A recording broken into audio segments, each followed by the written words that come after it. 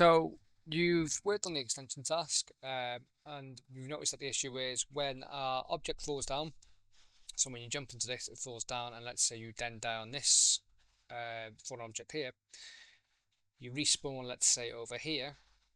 You'll notice that this is no longer here. It's now disappeared. It doesn't return back to its original position,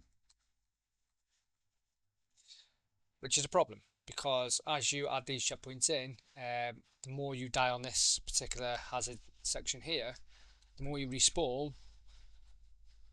the less likely chance you are to get across it because each platform has disappeared. So it gets even harder, not easier. It's a big problem.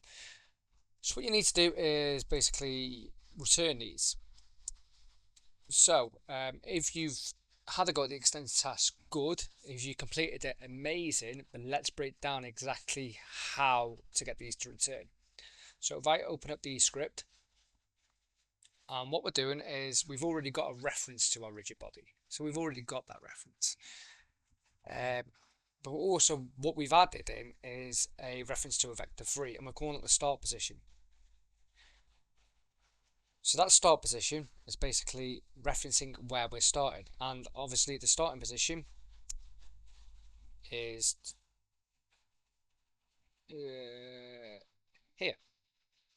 So we're saying when the game starts, store this position as the starting position, which happens here. So private void start, remember, this happens soon as the level starts. We get our reference to the rigid body, but we're also saying our starting position, which is this vector 3 here, is equal to the transformed dot position. So store the current position of the platform as the starting position. Obviously our current position is where it is right now, and in this position, in here, it's here. If I was to move this up here, that then becomes our starting position.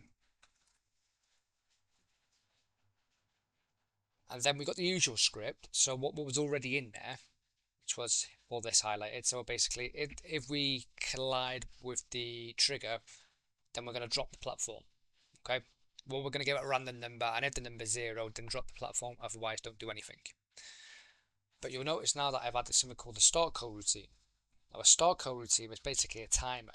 So start coroutine, the function, which is return platform, and then the IE numerator is basically starting that countdown. So we do a yield return new, wait 4 seconds, and we're going to say 7.5 seconds. So we're waiting for 7.5 seconds, and after 7.5 seconds, all we're simply doing is saying that the transformed position, so the position of the platform, is now equal to the start position. So basically, let's say it's down here, and 7.5 seconds, we say, okay, return back to your start position. And that's all it's doing. It's very, very simple. And then we're also doing something, is that we're making sure that the rigid body no longer has the gravity effect on it. So its kinematic is now true, meaning that it won't drop. It won't just fall out the sky because there's no gravity on it. You recall up here, its kinematic is false, basically meaning that we've added the gravity to it. We're allowing it to now fall from the sky. So again, one more time, what we're doing is we're making a reference to our start position, called start position, and we get that by saying equals transform dot position. And then when the player's landed on that platform and it drops, we then do a start coroutine, so start a countdown. The countdown is going to last for 7.5 seconds, and then after 7.5 seconds, we just set the transform, so the position of that platform, back to our starting position, and then we're disabling the gravity on it. And it is really that simple. Okay, if you give it a go, good. If you haven't managed to do it, okay, don't beat yourself up over it. That's why these extra videos are. They will explain how to actually do it, and then obviously your completed script is provided for you as well. Okay, I hope that you've had a go at this extension task and you've at least tried to do it. Wonderful, thank you.